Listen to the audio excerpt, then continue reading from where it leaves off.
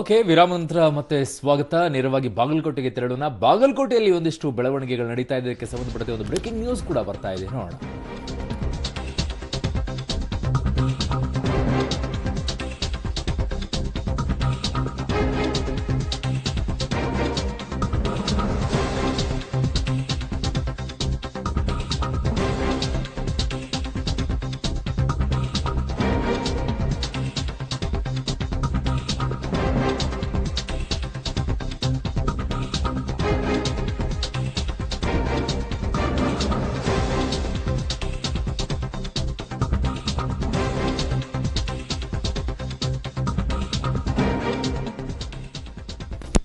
Okay, ಮತದಾರರ ಪಟ್ಟಿಯಿಂದ ಹೆಸರೇ ನಾಪತ್ತೆಯಾಗಿ ಹೋಗಿದೆ. 1-2 ಹೆಸರು ಆಗಿರತ್ತೆ, ಅದು ಅದೇನ್ ದೊಡ್ಡ ವಿಚಾರ ಅಲ್ಲ. ಬಟ್ ಮೊನ್ನೆ ಬೆಂಗಳೂರಿನಲ್ಲಿ ನೀವು ಗಮನಿಸುವ ಮಹದೇವಪುರದಲ್ಲಿ 1,000 ಡಿಲೀಟ್ ಆದಾಗ ಅದು ಅನುಮಾನಕ್ಕೆ ಎಡೆ ಮಾಡಿಕೊಡುತ್ತೆ. ಬಟ್ 1-2 ಸಾಮಾನ್ಯವಾಗಿರುತ್ತೆ. ಇದು ಬಾಗಲಕೋಟೆಯ ಚಿಕ್ಕ ಶೆಲ್ಲಿಕೆರೆಯಲ್ಲಿ ನಡೆದಿರುವಂತಹ ಬೆಳವಣಿಗೆ.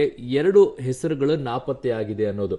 ಸೊ ಬಟ್ 1-2 ಹೆಸರುಗಳಿಗೆ ಅದು ಚುನಾವಣಾಧಿಕಾರಿಗಳು ಬೇಕು ಅಂತ ಮಾಡಿದಾರೆ ಅನ್ನೋ ಆರೋಪಗಳಿವೆಲ್ಲ ಸುಳ್ಳಾಗುತ್ತೆ.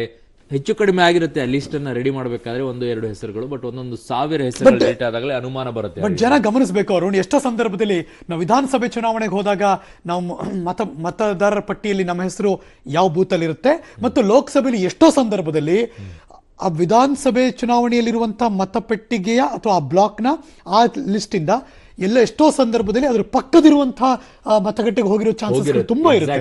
ಚೆಕ್ ಮಾಡ್ಬೇಕು, ಪಕ್ಕದ ಯಾವ್ದಿದೆ ಅಲ್ಲಿ ಚೆಕ್ ಮಾಡ್ಬೇಕು ಯಾವಾಗ್ಲೂ. ಆ ತರದ ತುಂಬಾ ಸರಿ ತುಂಬಾ ಕಡೆ ಆಗೋಗಿರುತ್ತೆ ಆ ತರ.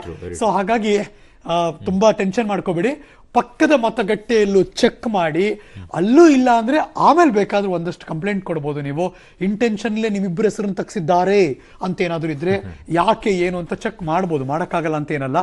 ಇದ್ರ ಬಗ್ಗೆ ಮತ್ತಷ್ಟು ಮಾಹಿತಿ ಅಫ್ಕೋರ್ಸ್ ನನ್ನ ಬಾಗಲಕೋಟೆಯಿಂದ ರವಿ ಹಳ್ಳೂರ್ ನನ್ನ ಜೊತೆಗೆ ನೇರ ಸಂಪರ್ಕಕ್ಕೆ ಸಿಗ್ತಾ ಇದ್ದಾರೆ. ರವಿ, ಸದ್ಯಕ್ಕೆ ಏನಿದೆ ಮಾಹಿತಿ ಅಲ್ಲಿಂದ ಬರ್ತಾ ಇರುವಂತದ್ದು? ಅರುಣ್, ಏನು ಅಂತಂದ್ರೆ 7 ಗಂಟೆಗೆ ಏನು 2ನೇ ಹಂತದ ಮತದಾನಕ್ಕೆ ಏನು ಕ್ಷಣಗಣನೆ ಆರಂಭವಾಗಿದೆ. ಈಗಾಗಲೇ ಎಲ್ಲ ಮತಗಟ್ಟೆಗಳು ತೆರೆದು ಚುನಾವಣಾ ಸಿಬ್ಬಂದಿಗಳು ಕೂಡ ಕಾರ್ಯೋನ್ಮುಖರಾಗಿದ್ದಾರೆ. ಅದೇ ರೀತಿ ಮತದಾನ ಮಾಡಲು ಮತದಾರರು ಕೂಡ ಮತಗಟ್ಟೆ ಬಳಿ ಬಂದಿದ್ದಾರೆ. ಅಷ್ಟೇ ಅಲ್ಲದೆ ಬಾಗಲಕೋಟೆ ತಾಲೂಕಿನ ಒಂದು ಚಿಕ್ಕಶೆಲ್ಲಿಕೆರೆ ಗ್ರಾಮದಲ್ಲಿ ಒಂದು ಎಡವಟ್ಟಾಗಿರ್ತಕ್ಕಂಥದ್ದು. ಚುನಾವಣಾ ಅಧಿಕಾರಿಗಳ ಏನು ಚುನಾವಣಾ ಸಿಬ್ಬಂದಿಗಳ ಎಡವಟ್ಟಿನಿಂದ 2 ಮತದಾರರ ಪಟ್ಟಿಯಿಂದ 2 ಹೆಸರು ನಾಪತ್ತೆಯಾಗಿರ್ತಕ್ಕಂಥದ್ದು. ಗುಳಪ್ಪ ಹೊರಟ್ಟಿ ಮತ್ತು ಸತ್ಯವ ಹೊರಟ್ಟಿ ಇವರು ಜೀವಂತವಾಗಿದ್ರೂ ಸಹಿತ ಇವರು ಮತಗಟ್ಟೆ ಏನು ಮತಕೇಂದ್ರದಲ್ಲಿ ಆಗಿರ್ಬೋದು ಏನು ಪಟ್ಟಿಯಲ್ಲಿ ಇವರ ಹೆಸರುಗಳು ಇರಲಿಲ್ಲ. ಹೀಗಾಗಿ ಇವರು ಚುನಾವಣಾ ಅಧಿಕಾರಿಗಳಿಗೆ ದೂರು ನೀಡಲು ನಿರ್ಧರಿಸಿದ್ದಾರೆ ಅಂತ ಹೇಳ್ಬೋದು ಅರುಣ್. ಓಕೆ, ಬೇರೆ ಮತಗಟ್ಟೆಯಲ್ಲಿ ಏನಾದ್ರೂ ಇದೆಯಾ ಅಂತ ಚೆಕ್ ಮಾಡ್ಕೊಂಡ್ರಾ? ಅರುಣ್, ಏನು ಅಂತಂದ್ರೆ ಪಕ್ಕದ ಹಳ್ಳಿಯಲ್ಲಿ ಅಂದ್ರೆ ಚಿಕ್ಕಶೆಲ್ಲಿಕೆರೆ ಮತ್ತು ಶಾರದಾಳ ಮತ್ತು ಅಂಕಲ್ಗೆ ಅಂತ ಹೇಳಿ 3 ಗ್ರಾಮಗಳು ಅಕ್ಕಪಕ್ಕದಲ್ಲಿ ಬರ್ತವೆ. ಆ 3 ಗ್ರಾಮದಲ್ಲಿ ಇವ್ರಿಗೂ ವಿಚಾರಣೆ ಮಾಡಿದ್ದಾರೆ. ವಿಚಾರಣೆ ಮಾಡಿದಾಗ ಏನು ಮತಪಟ್ಟಿಯಲ್ಲಿ ಇವ್ರ ಹೆಸರು ಇಲ್ಲದೆ ಇರೋದಕ್ಕೆ ಇವರು ಆಕ್ರೋಶವನ್ನು ವ್ಯಕ್ತಪಡಿಸಿ ಸದ್ಯಕ್ಕೆ ಸಾಂಕೇತಿಕವಾಗಿ ಮತ ಕೇಂದ್ರದ ಮುಂದೆ ಏನು ಪ್ರತಿಭಟನೆ ಮಾಡಲು ಕೂಡ ನಿರ್ಧರಿಸಿದ್ದಾರೆ ಅರುಣ್. ಓಕೆ ರವಿ, ನಿಮ್ಮೆಲ್ಲ ಮಾಹಿತಿಗೆ ಧನ್ಯವಾದಗಳು.